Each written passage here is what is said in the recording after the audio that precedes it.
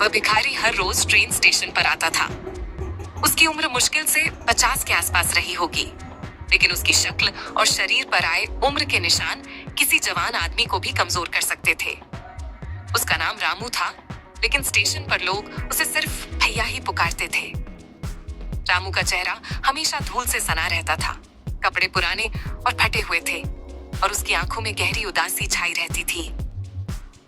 एक दिन जब मैं स्टेशन पर अपनी ट्रेन का इंतजार कर रहा था, तो मैंने रामू को एक कोने में बैठकर लोगों से कुछ पैसे मांगते देखा। वह अपने हाथों में एक पुराना कटोरा पकड़े हुए था और बार बार लोगों से मदद की गुजारिश कर रहा था, लेकिन ज्यादातर लोग उसे नजरअंदाज कर रहे थे, जैसे वह कोई अदृश्य व्यक्ति हो। कुछ लोग उसे देखकर मुंह मोड़ लेते, कुछ उसे घृणा से देखते और कुछ उसकी उपेक्षा करते हुए आगे बढ़ जाते था। एक महिला ने उसकी ओर एक दया की नजर से देखा, लेकिन उसके पास कोई जवाब नहीं था।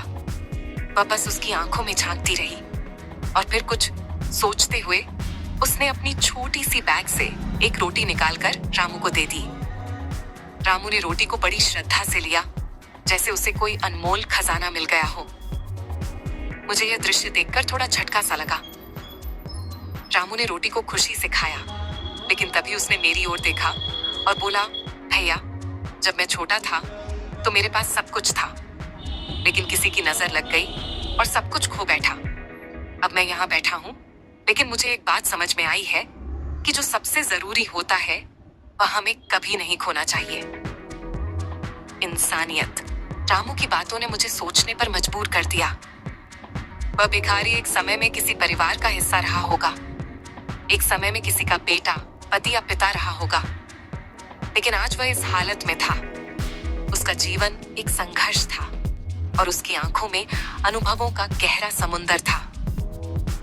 उसकी बातों ने मुझे यह सिखाया कि हम सभी को कभी न कभी अपनी परिस्थितियों का सामना करना पड़ता है, और अगर हम खुद को दूसरों की मदद करने का जज्बा रखते हैं तो हमारी असलियत कभी नहीं बदलती।